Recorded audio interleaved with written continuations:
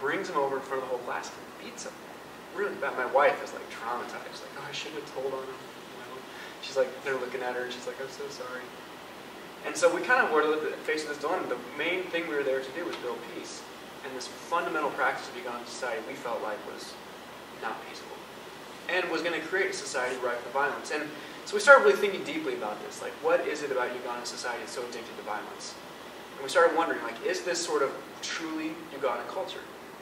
This notion that we beat our children? Or is this something sort of imposed through colonialism? We asked that a lot. And I tried to read a lot, do a lot of research to see, is this a traditional indigenous practice? Or is this something that's sort of been British infused? And kind of doing something, Paulo Freire talks a lot about the pedagogy of the oppressed, right? And how people who have been oppressed sort of internalize that oppression and then sort of take on oppressive behaviors towards their own community. We see a lot of communities of poverty here in the States, right? Poverty oppression through time produce certain kinds of behavior that we come to think of as normal for certain communities. They're really symptoms of poverty, not necessarily an indigenous or intrinsic aspect of any given culture. And so we started trying to kind of unpack that with a lot of our Ugandan friends and just sort of having these discussions around the mango tree. Like, really, is it true? They would say an African deer is in his buttocks. And I would be like, really? Is that true? So that when the British were here and the way they did things, that was cool? That was okay? Is really true that Africans... And they would say things like that. Africans learn this way. Your children, you can tell them things and they listen. Our children are not like that. They need to be beaten. And so it started with a sort of process of kind of relationship building and deconstruction. And I would say it was a good year of conversations and just hanging out with people. Not the kinds of things you do if you work for the State Department, but just a year of relationship building to have these conversations with people, to really understand their perspective. Why did they think beating was so necessary? And you come to sort of appreciate it in their context. You got huge class sizes. You have no money. And you understand, you start to realize, and you become less judgmental, you start to understand it does play a role for them in their culture. It does play a role for them in their school. And that's, to whatever extent, maybe I don't like it, but you have to understand from their perspective, it makes a lot of sense. So, but our friends started also realizing, that maybe there are other options. And so at that point, they turned to me, well, what are the other options? And so what do we tend to do here in the West for discipline in schools? We don't beat kids anymore. We stopped doing that in the 50s and 60s. So what do we do? Detention. Being sent to the principal's office if you violate a school code or something. Yeah, you send the principal's office, they call your parents in. Right, so my initial thought was, okay, if we're not going to beat, there's these other sorts of things that we do in the West. And a lot of them just didn't really seem to make sense. Detention, you couldn't really call parents. That wasn't really an option. Kids would go home once every 3 or 4 months and visit their families. It's not like people had phones, you could call them in. So that's when I came across this idea of restorative justice. I was lucky enough that I was working for a peace organization. So I had a lot of Ugandan colleagues who were also working on this issue themselves. And I've spent a lot of time talking to them. And this notion of restorative justice, is that there's a way to do discipline that invites people together to talk about what happened and try to fix the situation. The great thing I was also learning from a lot of my Ugandan friends is that Uganda has a rich tradition of restorative justice type practices. In northern Uganda, and you're probably going to come across this in your research, it's called matopu. And it's an indigenous Acholi practice that literally translates drinking the bitter herbs. And this is kind of an RJ type practice where people who've offended one another come together, and there's a process facilitated by the elders where they resolve whatever their issue was and come up with a solution. It has some pretty harsh elements to it, depending on which exact Acholi community you're in. There's an element where the wrongdoer sits by themselves under a tree for 3 or 4 days before they actually fasts, before they come back. But basically, in all these different elements, even if it was harsh or whatever, there was an aspect of we do come back together, talk, and resolve the issue.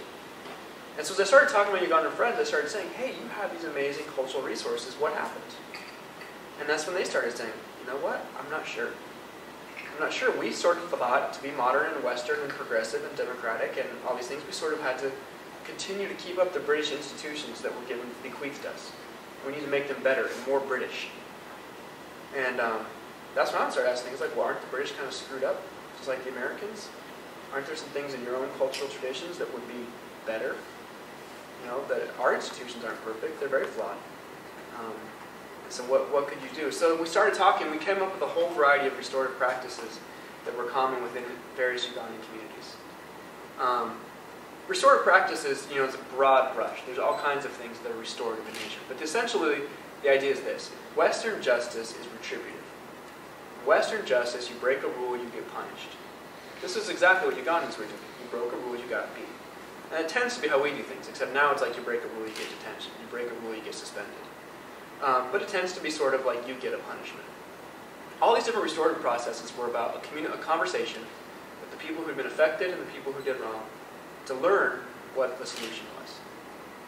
And there was various kinds of spiritual practices that they would bring into it from their own culture, but basically, more or less, the basic tenets were the same. It was community-based justice. The community decided what justice was. If you go back and look in Western thought, Plato and Aristotle, like Plato argued vehemently that justice was one thing, and that really smart people could figure out what justice was. And it wasn't negotiated. If it was just for today, it was just for tomorrow. If it was just in one community, it was just in another community. And that was really what Plato thought.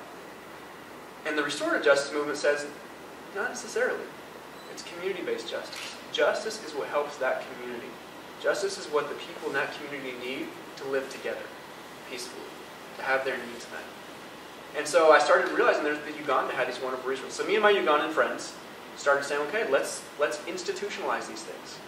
Let's make them into practices that we can do in schools instead of beating kids. So me and my wife and a handful of Ugandans came up with this curriculum called Peace Building in Schools.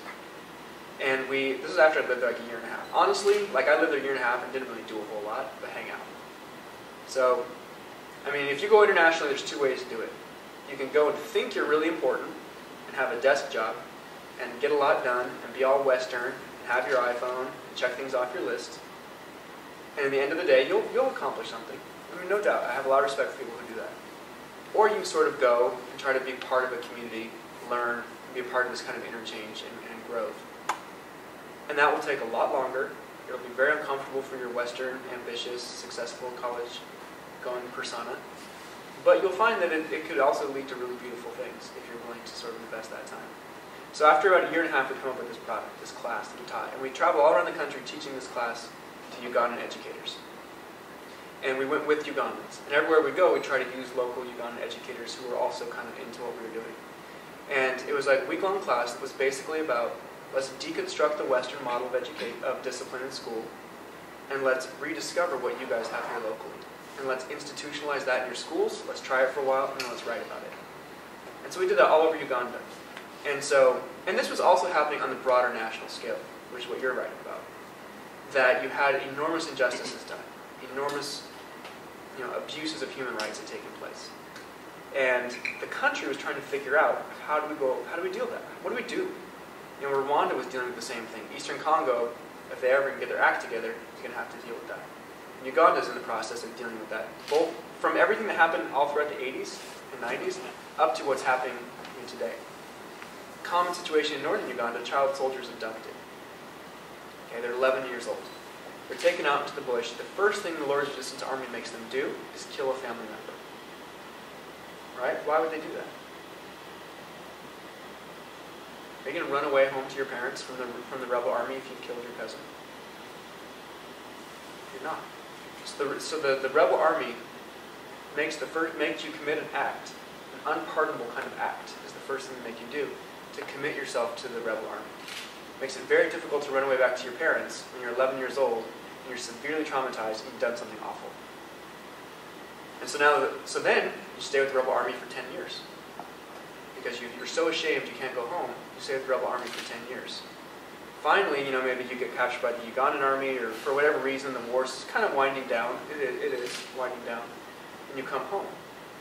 Are you morally culpable for everything you've done between the ages of 11 and 20?